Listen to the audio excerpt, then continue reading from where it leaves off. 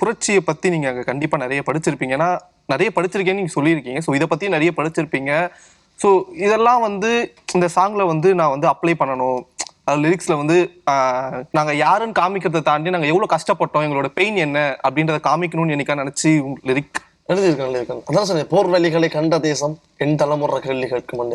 இது எப்படி என்றால், இப்போ நாங்கள் வந்து கலை என்றதுதான் உலகிலே மிகப்பெரிய ஆயுதம். கலை, அதாவது கூத்துக்களும் அந்த இப்போ எல்லாம் தெருக்கூத்துக்கள் வந்து ரொம்ப நலிவடைஞ்சு போயிட்டது. தெருக்கூத்துக்கள்ல இருந்து வந்த அறிவு வந்து மக்கள்கிட்ட போய் சேர்ந்த அறிவை வந்து அதிகம் இருந்தது. ஸோ கலை என்றது வந்து ஒரு மனுஷனை வந்து வழிப்படுத்துறதுக்கும் அந்த கலை தான் உதவும். ஒரு மனுஷனை வந்து எப்படி சொல்றது, ஒரு நாளந்த 1008 பிரச்சனை இருந்தாலும் ஒரு கலையில் அவன் ஈடுபாடாக இருக்கிறான் என்றால் அவன் அப்படியே பீஸ்ஃபுல்லாக்கி அவன் சாந்தப்படுத்தும். அது அந்த கலைக்கு ஒரு பவர் இருக்குது.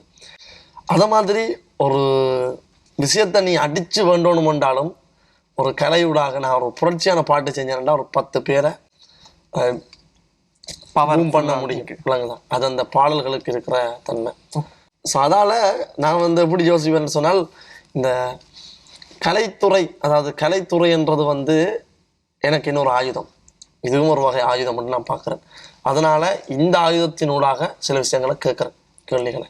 ஓகே, யாருக்கும் தெரியாமல் தெரியாமல் இல்லை, சில எல்லாமே தெரியுது. பட் அது கேட்குற மாதிரி கேட்கணும். எல்லாமே அடித்து பிடிச்சி பறிக்கணும்னு நினைக்கக்கூடாது. எல்லாமே அணுகுமுறையில் அணுகித்தான் கேட்கணும்.